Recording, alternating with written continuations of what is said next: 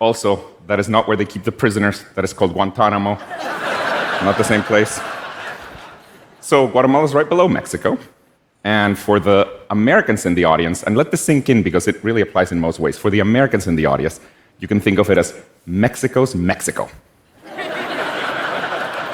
Just like the US doesn't want illegal immigration from Mexico, Mexico doesn't want illegal immigration from Guatemala.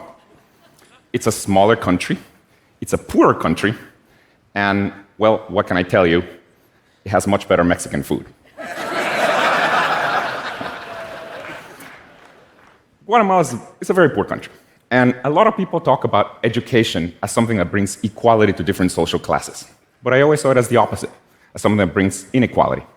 Because what happens in practice is that people who have a lot of money can buy themselves a really good education and therefore continue having a lot of money, whereas people who don't have very much money barely learn how to read and write and therefore never make a lot of money, and this is especially true in poor countries. Now, I was fortunate that I received a rich person's education, even though I didn't grow up rich. And it's because I'm an only child, and my mother, who was a single mother, spent all of her resources on my education.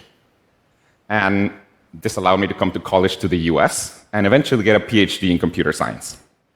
Now, because of all of this, about 10 years ago, I decided I wanted to do something that would give equal access to education to everyone. Oh, by the way, this is what I want to talk to you about today, giving equal access to education to everyone. At the time, I was a professor of computer science at Carnegie Mellon University, and I decided to work on this with my PhD student, Severin. The way my brain works, all of education is just too general of a problem. So I decided, let's start by teaching one thing. And then I started thinking, okay, well, what should we teach first? Should we teach math? I mean, we both loved math. Me and my co-founder, we both love math. And, we didn't decide to do math. Then we started thinking, well, maybe we should teach computer science. But eventually, and this is maybe surprising to people in North America, eventually we decided that the best subject to start with was teaching foreign languages. And let me tell you why. There's a number of reasons. One of them is that there's a huge audience for it. There's about 2 billion people in the world learning a foreign language, both in school and outside of schools.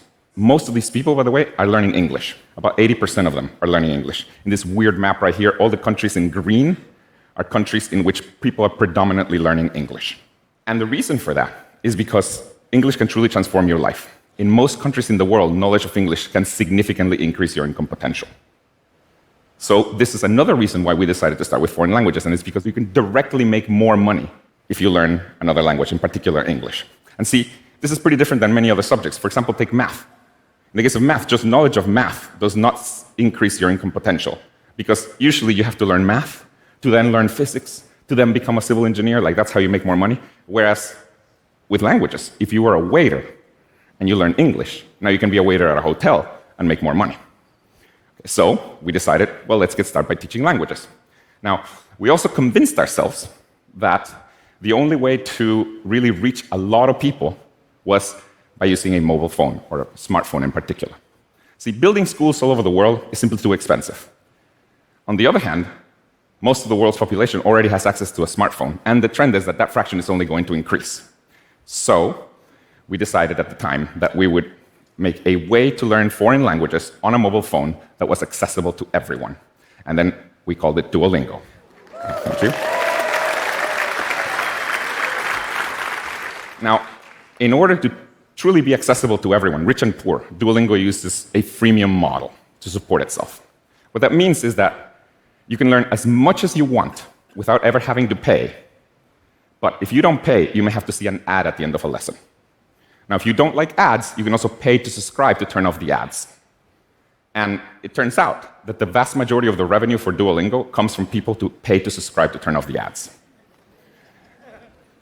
Now, who are these people who pay to subscribe to turn off the ads?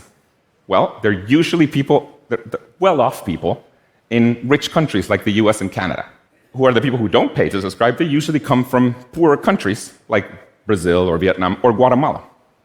So what I like about this model is that it is a small form of wealth redistribution, because we're basically getting the rich people to pay for the education of everyone. So I like that. Yes. So great. So with smartphones, we can reach a lot of people, and we can even get the rich people to pay for the whole thing. This is great. However, If you're trying to deliver education with a smartphone, you run into a humongous problem. And it is that smartphones come equipped with some of the most addictive drugs that humanity has ever engineered. TikTok, Instagram, mobile games. See, delivering education over a smartphone is like hoping that people will eat their broccoli, but right next to it, you put the most delicious dessert ever made. If you really want to deliver education to everyone, not only do you have to make it accessible, but also you have to make it so that people want to actually learn. And with Duolingo, we've been able to do this. And at the highest level, the way we've done this is by making the broccoli taste like dessert. I'll say it another way. What we've done is that we've used the same psychological techniques that apps like Instagram, TikTok, or mobile games use to keep people engaged, but in this case, we use them to keep people engaged, but with education. Let me give you some examples of these techniques. One of the most powerful ones is the notion of a streak. What a streak is it's just a counter that measures the number of days that you've used the product consecutively. You just take that number, you put it very prominently in your product, and then people come back every day. And the reason people come back every day is because, well, if they don't come back, that number resets to 0, and people don't want to lose their streak. It works. Now, on the one side, streaks have been criticized for example, getting teens addicted to Snapchat. But in the case of an educational app, streaks get people to come back to study every day. Now, to give you an idea of the power of streaks, in the case of Duolingo, we have over 3 million daily active users that have a streak longer than 365. That means they haven't missed a day in the last year or longer. Now, fun fact about streaks. What country do you think has the longest average streaks for an educational app? It's Japan.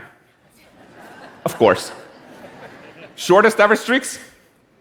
Latin America, baby. But we're fun. Hey, we're fun. Another important mechanism to get people to come back to your product are notifications.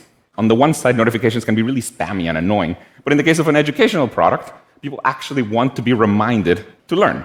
In the case of Duolingo, we have a very sophisticated AI system that basically chooses when to send a notification and also what to say in each notification to maximize the probability that people come back. Now, interestingly, even after all this sophistication, it turns out that the algorithm for choosing what time to send you a notification is pretty simple. Do you know what is the best time to send people a notification?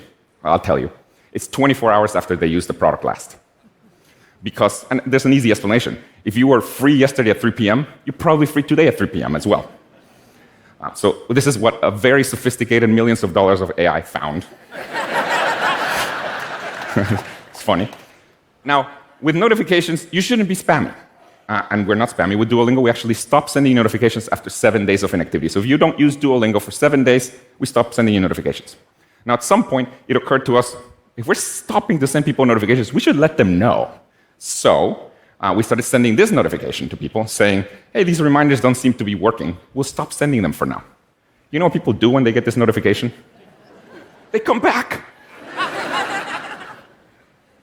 Passive aggressive. Works for my mother, works for Duolingo.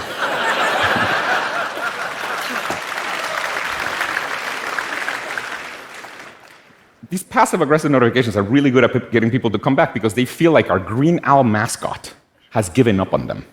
So they come back. And speaking of our green owl mascot, by the way, because all our notifications come from our green owl mascot, and, well, he's passive-aggressive and also pretty pushy, this has given rise to a lot of memes on the internet that make fun of just the great lengths that he will go through to get you back to learn a language.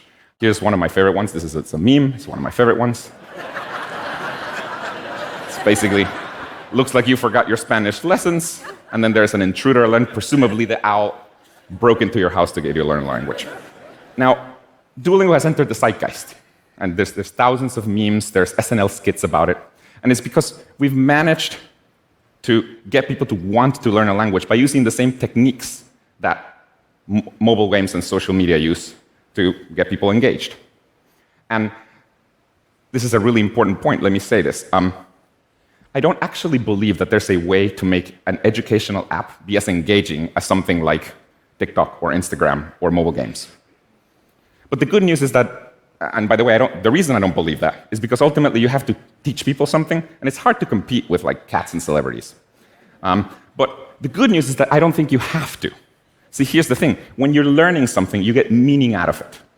Whereas when you're scrolling for 2 hours on Instagram, a lot of times afterwards, you feel like you just wasted your time. So I think it's actually okay if your educational product is only 80 or 90% as engaging as something like TikTok, because the other 10 or 20% will be provided by people's internal motivation, though, of course, not much more than that. This is really a key point.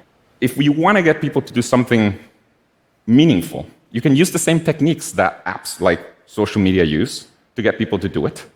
And even if you're not as engaging as those apps are, you can still get hundreds of millions of people to use your product. In the case of Duolingo, for example, there are more people learning languages on Duolingo in the United States than there are people learning languages across all US high schools combined. And this is true in most countries in the world. My hope is that, well, I know we can do this, but my hope is that as humanity, we can do what Duolingo has done for learning languages, but for all other subjects, where we can get people to learn math with mobile phones, like millions of people to learn math with mobile phones, or physics, or whatever. I hope for a future in which screen time is not a bad thing, in which we can deliver high-quality education to everyone, rich or poor, using a mobile phone. But the single most important thing that I can end this talk with is a reminder to please, pretty please, I beg you, do your language lessons today. Thank you very much. Thank you.